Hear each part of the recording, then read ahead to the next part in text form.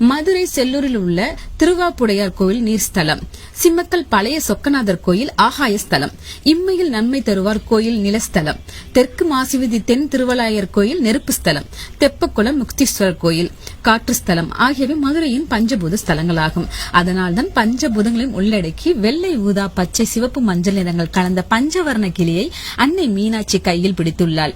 அப்பன் சிவனும் 64 திருவிளையாடல்களையும் கடம்பாவனம் மதுரையிலேயே நிகழ்த்தியுள்ளார்.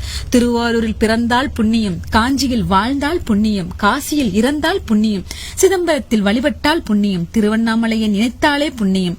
மதுரையில் பிறந்தாலும் மதுரையில் வாழ்ந்தாலும் மதுரையில் இறந்தாலும் மதுரையில் வழிபடாமலும் மதுரையை நினைத்தாலும் புண்ணியமே. சீரா நாகமும் கரவா பசுவும் புலிரா யானை முட்டாள் காளை ஓடா மான் வாடா மாலை காயா பாறை படா குயல் இவை அனைத்தும் மதுரை நகரின் அந்த காலத்து 8 திசைகளை குறிக்கும் எல்லை ஊர்கள். சீரா நகரம் நாகமலை, கரவா பசு பசுமலை, பிளிரா யானை யானைமலை, முட்டா காளை திருப்பாலை, ஓடா மான் சிலைமான், வாடா மாலை அழகர்மலை, காயா பாறை வாடிப்பட்டி, பாடா குயில் குயில்குடி என அழைக்கப்படுகிறது. இவன் நம்ம ஒரு தூங்கா நகரத்திலிருந்து இந்த காணொலி உங்களுக்கு வழங்குறாங்க. நான் உங்கள் அஜித்.